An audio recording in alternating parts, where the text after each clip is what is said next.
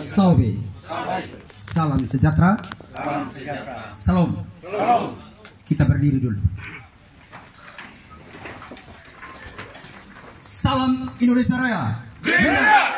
Salam Indonesia Raya. Terima kasih. Ya, 2 kali aja. Jadi saya tiru, memang hobinya saya tiru Bapak. Dan kadang-kadang ini yang orang jengkel karena saya suka tiru. Ya maklum dari guru, dari dosen, jadi begitu sudah. Pertama-tama kita bersyukur kepada Tuhan yang Maha Kuasa karena sampai detik ini kami boleh tiba dan kita boleh bertemu di rumah besar Gerindra untuk menyatakan diri, ya, meminta dukungan dari Partai Gerindra sebagai salah satu partai pengusung kami untuk memenuhi minimal 7 kursi menjadi paket yang akan maju pada 27 November 2024 dengan nama paket Yes Double. S Yengo Isto Setia. Setia kepada rakyat yang dilayani, setia kepada Partai Gerindra yang sudah bersedia mengusung kami, dengan kami juga siap taat asas mulai perintah presiden sampai perintah partai. Kami 2 orang birokrasi sangat paham tentang etika organisasi, sangat paham mengamankan segala kebijakan, tapi tanpa ranah hukum. Tahu itu. Ya. Terus yang berikut, ya, izinkan kami menyampaikan visi misi. Visi kami adalah terwujudnya masyarakat Sumba Barat Daya yang maju, mandiri, dan sejahtera melalui pembangunan inovatif, kreatif, dan pelayanan berbasis digital menuju Loda Wemeringi pada Wemalala. Misi kami ada 10 dan kami lanjut pada Asta program atau 8 program strategis. Kalau pemerintah sekarang ada 7 jembatan emas, maka kami kemas itu untuk lahirnya dipenuhi, dilengkapi, dirubah dalam Asta program atau 8 program strategis. Pertama, pariwisata berbasis lokal, Nusantara dan mancanegara. Izinkan kami sampaikan titik satu-satu saja dan isinya akan lengkap pada saat nanti di panggung kampanye. Sudah lengkap, hanya penyampaian sini kita butuh 1 hari. Jadi kami omong yang titik-titik. Pertama, yang berwawasan mancanegara. Kita dirikan seperti Hotel Cap Karoso, tambah villa-villa mahal, tambah Zima dan seterusnya. Ya, harus dinaikkan tingkatnya Sumba Sejahtera. Di sini tambah bolak naik tingkat. Dan akan dihuni oleh orang-orang punya duit banyak. Dengan demikian PAD kita akan naik dari sisi hotel.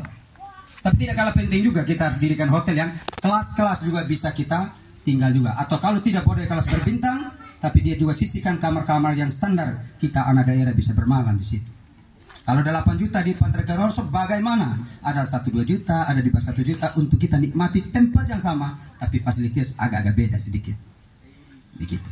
Ini kita Nusantara, kita bangun pariwisata. Kita tadi kan saya omong villa dan hotel, tapi nanti kita akan bangun beberapa yang skalanya adalah Nusantara atau Indonesia saja. Contoh, kita bangun Wekalosawa menjadi waterbomb. Karena tidak semua orang barat terlalu suka itu barang. Tapi kalau Indonesia, Bali, Yogyakarta, Sumba suka. Kita bikin waterbomb di Wekalosawa. Dan apa dibuat? Ya, waterbombnya tidak pakai listrik. Kenapa? Karena airnya tajam. Kalau di Jogja Bay sana dia pakai listrik. Jadi tiap 2 jam harus berhenti, naik air lagi 2 jam, baru hidup lagi, main lagi. Kalau Wekalosawa tidak. Itu tancap airnya dan tanpa listrik, main, jatuh. Kita buat anak besar, orang dewasa dan anak kecil punya payah disesuaikan umur, lalu jatuh ke kolam. Orang akan bertanya, luas lahan dari mana? Ya, kita harus bebaskan minimal 4 hektar sawah dengan harga ya di luar harga sebenarnya. Orang bisa kasih di pesawat. Karena itu anggaran pasti dari mana? Ya kata main TNI. Kalau program kayak begini, APBN atau kita main investor. Begitu. Tidak bisa APBD 2. Walaupun itu aset provinsi, kita koordinasi dengan lintas kementerian, lintas DPR RI, lintas DPR provinsi dan kabupaten kerjasama untuk dijatuhkan menjadi aset Pemda Sumba Barat Daya. Daripada di aset provinsi tidak dikelola kan? Begitu. Ini contoh. Lalu kita masuk pada yang wawasan lokal. Contoh, kita akan misalnya Ratenggaro, kita kupas dia, atau Tanjung Maraya kita kupas dia. supaya jangan ada motor, oto, mesin segala macam masuk di situ. Boleh bersama berladang tapi kembali ke masa lalu betul. Padigogo misalnya dikembalikan, tidak boleh ada yang masuk di situ yang kimia-kimia. Memang tidak gampang tapi kita harus berani lakukan. Kalau bukan skala desa, kita skala dusun atau kampung. Ya kita akan kampung buatan, istilahnya motor tidak bisa masuk. Kenapa? Apa kita buat? Kita akan bikin sungai buatan keliling, hanya jembatan gantung goyang yang bisa masuk. Jadi motor kalau paksa ya dia jatuh. Tapi kan sudah ada perdes, sudah perda, supaya dapat pengakuan publik. Nah kalau kita buat ini yang ala kampung kembali, tapi bersih dia, kesehatan dia, tidak gampang. Bukan buat-buat saja. Jadi nilai mahal tinggi. Kalau nih waktu 80 juta, minimal 80 juta per malam, kita juga bisa bikin dia mahal. Berarti rakyat yang tinggal di dalam akan merasakan begitu. PAD desa ada, terus ada PAD daerah juga naik. Dari hasil-hasil yang kita pembangunan tadi yang saya bilang inovatif, kreatif ini. Memang ini ide gila. Akan bilang berlebihan di pakai JS. Ya bisa dilakukan. Yang kedua, kaitan pariwisata lagi. Saya waktu di Dinas Pariwisata, saya kepala bidang destinasi, saya sudah rancang master plan 800 juta nilainya, mulai belakang kantor daerah sampai ujung Wekuri, 7 desa pinggiran pantai utara. Master plan-nya itu 800 juta nilainya, kerjasama dengan ya, sumber dari Udayana Bali. Sayangnya, setelah saya pindah ke Camat Kudi Utara, dicoret anggarannya, akhirnya master plan yang rencana dibuat itu tidak jadi. Saya tanya kepala bidang ganti saya, katanya dicoret. Padahal sudah masuk itu. Nah apa mau dibuat? Kita buat BUMDes pariwisata. 7 desa tadi itu harus dibangkitkan, diedukasi, sosialisasi, ajar tentang BUMDes pariwisata dan pertanian dan perikanan. Sebelah kanannya tempat perikanan dan tempat pariwisata lopo-lopo kecil, ngopi-ngopi sore, makan-makan sore. Sebelah kirinya hortikultura seperti ubi-ubian, kangkung, seperti bunga pepaya dan lain-lain akan ditanam. Berarti dinas pertanian berfungsi di kiri, dinas perikanan dan pariwisata di sebelah kanan.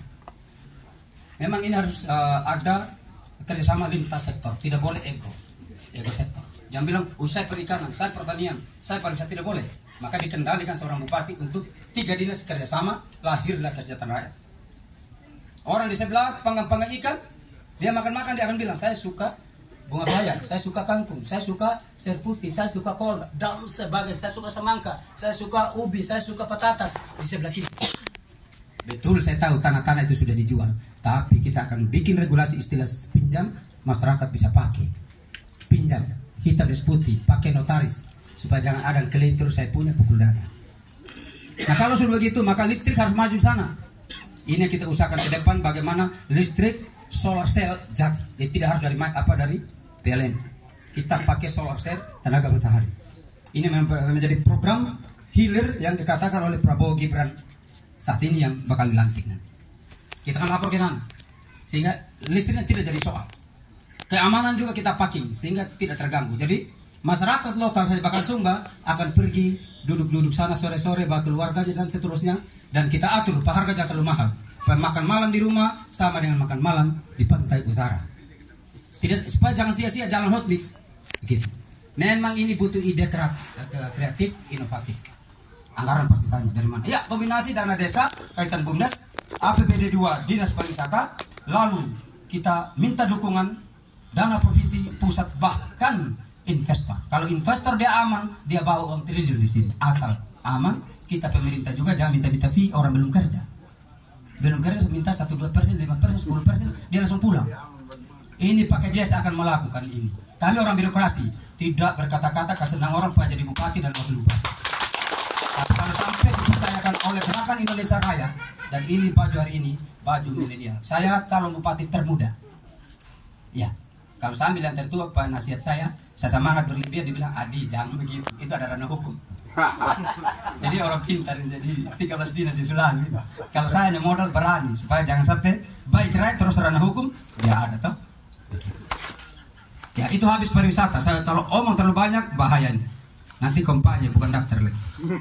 Kedua, ya, supaya pariwisata ini bagus sebagai pulau terunik di Indonesia, di dunia, maka ada di bawahnya pertanian, peternakan, perikanan, perkebunan, kehutanan berbasis teknologi. Teknologi ini kata kunci. supaya harus ada semangka, harus ada jagung manis. Nah ini fakta di lapangan, alun-alun kota Tembolak saja mendatangkan dari Bima.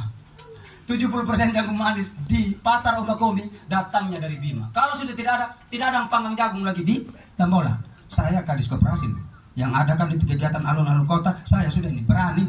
Lalu pada akhirnya saya juga kena kritik. Syukur wartawan belum terkritik, kotor-kotor toh. Nah suatu waktu kita rubah, jangan di situ lagi. Tidak enak di depan rumah jabatan ribut-ribut. Kita cari tempat lain, contoh di Pasar Lama, kita kemas dia, bikin indah dia dan lebih indah dari lapangan, sudah di situ. Sedangkan lain-lain cukup tempat jogging dia hijau-hijau, tempat futsal, tempat pacaran juga boleh, tapi hanya jual kacang hijau, hanya jual SS di situ dan dibatasi. Dan pengawalan Pol PP dan polisi supaya jangan aneh-aneh di depan alun-alun kota. Tapi dia harus hijau dulu. Karena saya tahu programnya 10, berapa M itu akan jadi, ya masih ada 3 batu tungku yang dibangun. Masih ada pohon-pohon palma yang dibangun, itu gedung tengah dikasih keluar sesuai master plan yang saya baca. Keren nanti. Hanya jangan tempat kuliner yang tidak bagus. Kita pindahkan, biar dia keren. Masa ada tamu negara datang dirujak terus ribut-ribut. Tapi jangan kasih tahu ya, jangan sampai pelaku kuliner tidak pilih lagi pakai jas. Tapi kan kita bikin enak, nanti yang lebih enak. Nanti kuliner ikan juga, kapal desa Ramata saya ngomong. Kakak buka cari pantai. Kita tandingi Kampung Solor Kupang. Pejabat yang datang, dia cari ikan segar di salah satu pantai di sini. Malam-malam, tapi kita pengamanan supaya jangan ada curi orang motor dan lain-lain. Termasuk Kudi, saya orang Kudi, mantan camat di Kudi Utara, saya tahu saya. Tapi selama saya camat Kudi Utara hampir hilang itu apalagi motor, hampir hilang itu yang perang, hampir hilang saya bilang ya, begitu. Walaupun sebelumnya, ngeri. Yang berikut, peternakan, kita akan datangkan investor, ya, yaitu 1000 hektar lahan. Yang saya ditanya kemarin. 3 minggu lalu saya jalan-jalan, 2 minggu saya di luar. Ditanya, investor bilang ada 1000 lahan sana untuk piara sapi. Saya bilang ada. Saya juga tidak tahu apakah Palangara masih siap, Boja Selatan masih siap, masih siap. Saya kalau di Bela 2 500 bisa nggak? Bisa. Saya yang poteratur. Iya, pas sudah. Berarti Gerindra dijawab, kita tangan. Dan ini pakai GS bukan nanti setelah bupati baru turun program, tidak. Kalau Gerindra dan lainnya sudah 7 kursi atau lebih dan bakal calon, kita turunkan masa sebelum kampanye. Program ini. Kedua, program pabrik cumi di Peron. Entah nanti di Kudi Utara atau di Tembolak, pertimbangan investor kita ikut. Dan itu juga kita turunkan setelah kami dapat SK dari Partai Gerindra dan kawan-kawan. Bukan nanti tunggu jadi bupati, bukan. Ini tidak gampang loh. Ini di video, di foto dan di wartawan kan ini. Berani berpernyataan karena saya tahu. Saya ada pakai baju itu ngapain saya takut. Mengerti sudah? Kalau tidak percaya cek di atas, benar nggak? Jadi kita datangkan investor ini, pabrik cumi. Lalu berikut, ditanya lagi tentang jamu. Bisa kita dirikan juga, pabrik rumput laut. Tapi saya modal 1-2. Kalau turun semua 1 tahun, akhirnya tidak jadi. Sudah kita mau pemilihan karena bangun investor tuh. Kita pemilihan jadi bupati dulu. Berikut, perikanan juga begitu. Harus kita jaga hutan, tidak ada lagi bom-bom. Harus bakau kita tanam tambah supaya ikan itu banyak, lalu dibangun apa lagi nama itu di tengah laut itu tempat tangkap ikan itu supaya jangan bom-bom begitu, kita jaga lautnya. Dirikan dermaga ikan, lalu dermaga pariwisata kita rencana di Katewel. Kenapa di Katewel bukan di Kudi? Karena lautnya enak dan bisa nyambar turis dari Labuan Bajo turun di sini, dan itu investor bukan APBD 2. Dana tidak main-main loh, minimal 300 miliar. Iya. Kita sudah susun, saya tidak tipu. 3-5 T kita susun anggaran, manakala terpilih kita eksekusi ini. Dana dari mana?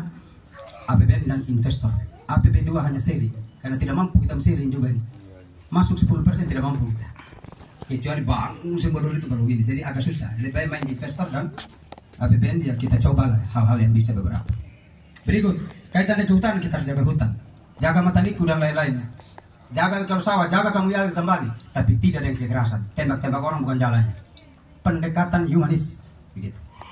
Oke, kaitan dengan yang ketiga adalah program kami, Asta program ketiga adalah sarana prasarana.